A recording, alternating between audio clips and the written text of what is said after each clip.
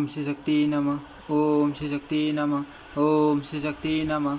ओम श्री शक्ति नमः। ओम श्री शक्ति नमः। भगवान वासुदेव का महात्म्य। व्यास जी कहते हैं, जगन माता पार्वती अपने स्वामी की कही हुई सब बातें आदि से ही सुनकर बहुत प्रसन्न हुई। उस समय वहाँ तीर्थ यात्रा के प्रसंग से जो मुनि उस पर्वत पर गए थे, उन्होंने भी शूलपाणी महादेव जी का पूजन और प्रणाम करके सब लोगों के हित के लिए प्रश्न किया। मुनियों ने कहा, त्रिलोचन आपको नमस्कार है। इस रोमांचकारी महाभयंकर संसार में अज्ञानी पुरुष चिरकाल से भटक रहे हैं।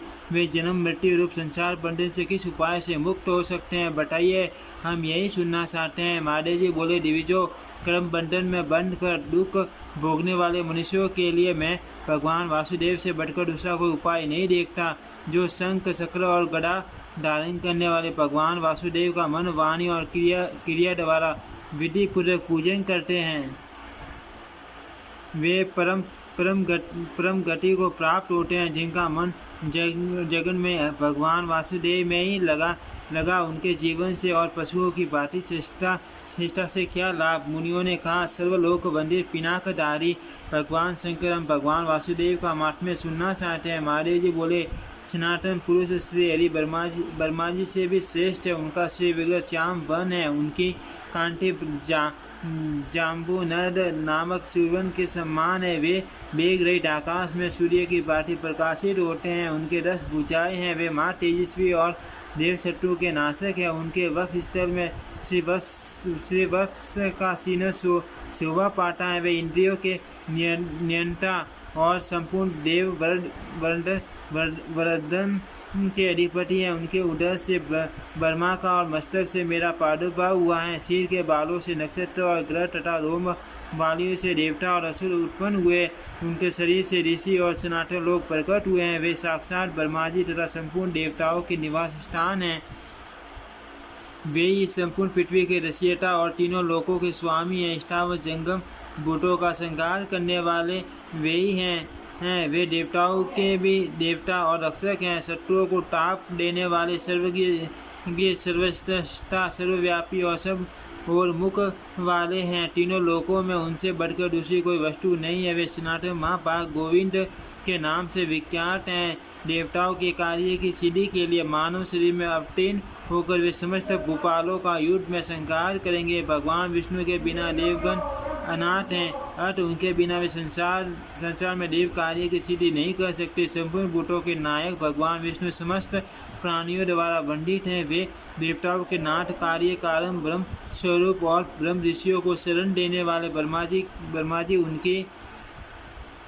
उनकी नाभि में हैं और मैं शरीर में संपूर्ण देवता भी उनके शरीर में सुखपूर्वक स्थित हैं। वे भगवान कमल के समान नेत्र धारण करते हैं। उनके गर्भ में श्री का निवास है। वे सदा लक्ष्मी जी के साथ रहते हैं। सांग नामक धनुष, सुदर्शन चक्र और नंदक नामक खड़ग उनके आयुध हैं। संपूर्ण नागों के शत्रु गरुड़ उनकी ध्वजा में विराजमान है। उत्तम शील, शौच, इंद्रिय संयम, पराक्रम, वीर्य, सुदृढ़ शरीर, ज्ञान, सरलता, कोमलता, रूप और बल आदि सभी गुणों से वे सुशोभित हैं। उनके पास संपूर्ण दिव्यास्त्रों का समुदाय है। उनके योग माया में षष्ठो नेत्र हैं। वे विकराल नेत्रों वाले भी हैं। उनका हृदय विशाल है। वे अपनी वाणी से मित्र जनों की प्रशंसा करते हैं। कुटुंबी और बंधुजनों के प्रेमी हैं। क्षमाशील, अहंकार शून्य और वेदों का ज्ञान प्रदान करने वाले हैं। वे भयातुरों के भय का अपहरण और मित्रों के आनंद की वृद्धि करने वाले हैं।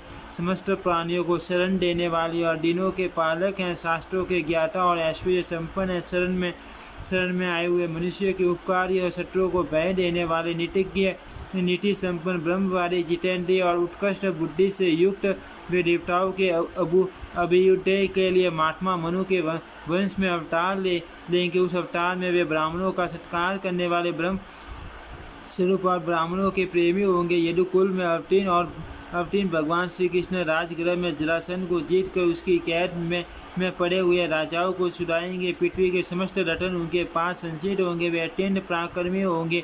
भूतल पर दूसरा कोई वीर उन्हें पराक्रम द्वारा प्राप्त न कर सकेगा। वे विक्रम से संपन्न समस्त राजाओं के भी राजा और वीर मूर्ति होंगे। भगवान वासुदेव द्वारका में रहते हुए दुर्बुद्धि दैत्यों को पराजित करके इस पृथ्वी का पालन करेंगे। आप सब लोग ब्राह्मणों तथा श्रेष्ठ पूजन सामग्री के साथ भगवान की सेवा में उपस्थित हो सनातन ब्रह्मा जी की बाटी उनका यथा योग्य पूजन करे। जो मेरा तथा पितामह ब्रह्मा का दर्शन करना चाहता है उसे परम प्रतापी भगवान वासुदेव का दर्शन अवश्य करना चाहिए। उनका दर्शन होने से ही मेरा भी दर्शन हो जाता है, इसमें कोई अन्यथा विचार नहीं करना चाहिए। तपो धनो भगवान वासुदेव ही ब्रह्मा हैं ऐसा जानो। जिन पर कमल नयन भगवान विष्णु प्रसन्न होंगे उन पर ब्रह्मा जी संपूर्ण देवता भी प्रसन्न हो जाएंगे। संसार में जो मानव भगवान केशव की शरण लेगा उसे कीर्ति यश और स्वर्ग की प्राप्ति होगी। इतना ही नहीं, वह धर्मात्मा होने के साथ ही धर्म का उपदेश करने वाला आचार्य होगा। माँ तेजस्वी भगवान विष्णु ने प्रजावर्ग का हित करने की इच्छा से धर्मानुष्ठान के लिए कोटि ऋषियों को उत्पन्न किया है। वे सिलट कुमार आदि ऋषि गंध माधव पर्वत पर विधि पूर्वक तपस्या में संलग्न है। इसीलिए धर्म के एवं प्रवसन कुशल भगवान विष्णु सबके लिए नमस्कार करने योग्य है। वे वंदित होने पर स्वयं वंदना करते हैं और सम्मानित होने पर स्वयं भी सम्मान देते हैं। जो प्रतिदिन उनका दर्शन करता है उस पर वे भी सदा कृपा दृष्टि रखते हैं। जो उनकी शरण में जाता है उसकी ओर वे भी बढ़ आते हैं। जो उनकी आराधना करता है उसकी वे भी सदा आराधना करते हैं। इस प्रकार आदिदेव भगवान विष्णु अनित्य हैं।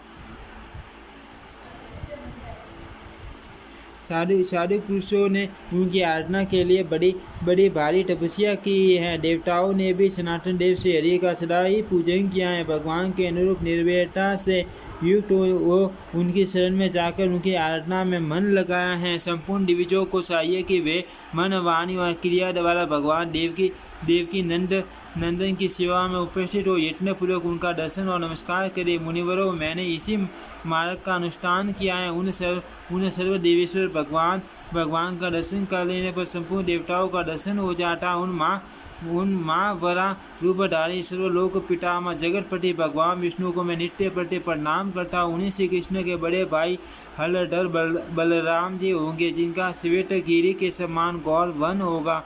इस पृथ्वी को धारण करने वाले शेषनागी उनके रूप में अवतीर्ण होंगे। वे भगवान शेष बड़ी प्रसन्नता के साथ सर्वत्र विचरण करते हैं। वे अपने फन से पृथ्वी को लपेट करके स्थित हैं।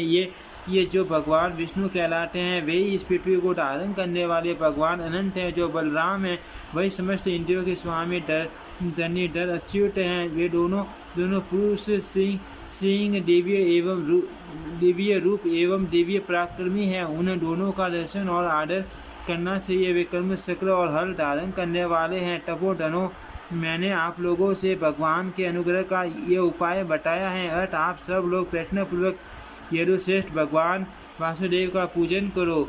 ओम श्री शक्ति नमः। ओम श्री शक्ति नमः। ओम श्री शक्ति नमः। ओम श्री शक्ति नमः।